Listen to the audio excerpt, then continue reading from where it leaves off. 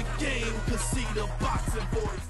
Welcome back, gang, for the first time and hopefully many more to come. Don't forget to subscribe to the YouTube channel and click on the notifications right here, this little bell, so you can get those emails every time we go. Voice.com, live here with Gabriel Rosado. Yeah, man. Great news. Winner of this gets a title shot versus Andrade is what your promoter or the promoter of this card is saying, and Eddie Hearn. Is that any added motivation, or you just wanted this win regardless? No, yeah, I'm saying, like, I'm just focused on the fight. Honestly, I don't even want to think ahead of what could be or nothing. I'm saying, yeah, it's like, it's definitely extra motivation, not that I need it, you know what I'm saying, because I was turned up for this camp in the first place, so, you know, but it's just, it's definitely aligning with what I had planned for this year. I mean, my goals for this year was put myself in a situation where I could get a shot at the title. And, you know, this is just a fight closer to that opportunity. How was it seeing him today, like so close to you, working out right next to you, or your opponent, Sulecki? I haven't even seen him. I've never seen him. Oh, wow. Nah, I got here late, man. Nah, you was here before him. Oh, I didn't even see him. Yeah. Okay, wow, well, damn. All right, so no face-offs or anything yet? No, I haven't seen him. I guess I'll see him at the press conference tomorrow. But, you know, I've seen a lot of them as far as studying them and watching this fight, you know, against a couple opponents. And, you know, he's a seasoned guy, applies pressure, you know what I'm saying? But you know, it's nothing I haven't seen, and I'm just ready, man.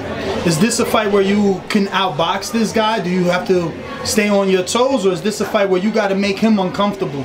I think it really comes down to me doing what I want to do. You know what I'm saying? Like my last fight, I said I was going to box Arias. So it's just me putting my mind to something. You know, if I tell myself, if I say I want to box, I'll box. If I want to apply, I'm not going to do nothing that he's going to make me do. You know what I'm saying? It's not going to be a fight that he's going to set the tone.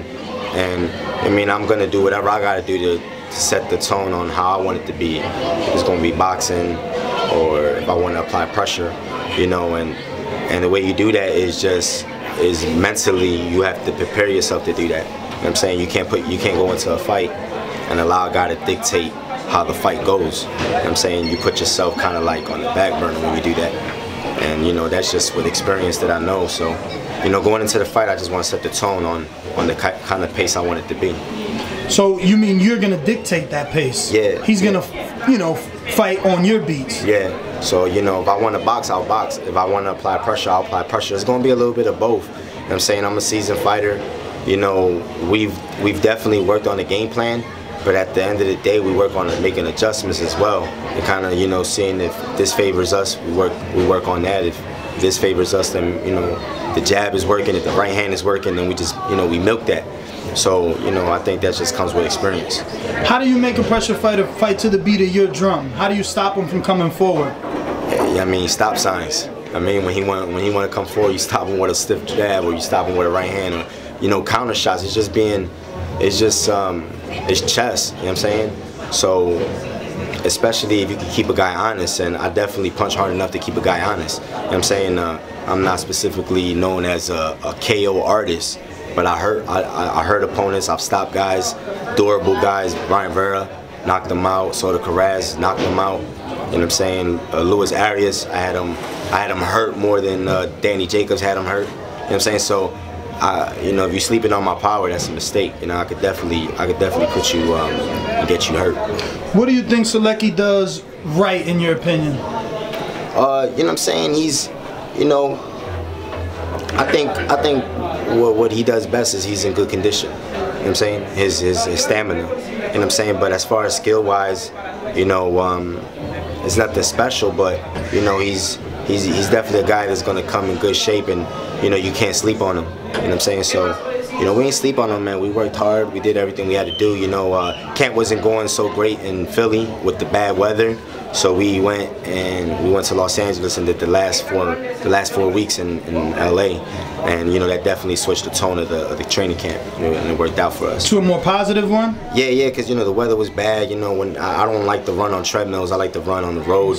It was snowing a lot. It was, you know, it was raining, and you know, so I told Bill, you know, I was still running in the snow. I was still running in the rain too, man. you know. But I told Bill, you know, I think we better off if we just, you know, go to LA and you know, pick up camp out there, and we did. We got good sparring, great sparring, so we ready. Now, how do you not fall into the mindset of, well, I'm Gabriel Rosado? Because at this point, like, your profile has raised from, you know, back when you fought Angulo and you were still working a full-time job. So, like, how do you go from making sure that you're up for Sulecki? Because he's not, you know, any of the bigger names you might have been in that ring with already. You know what I mean? He's not a Gennady, you know? Chillin'. Chillin', bro. How you been? I'm sorry, man. Nah, just wondering, how do you stay focused on Sulecki, being as though he's not like one of the bigger names that you've already been in the ring? Like, you share the ring with everybody. You know, Sulecki is a guy that, you know, this is an opportunity. I think this is his first. What now? You know, I think it's.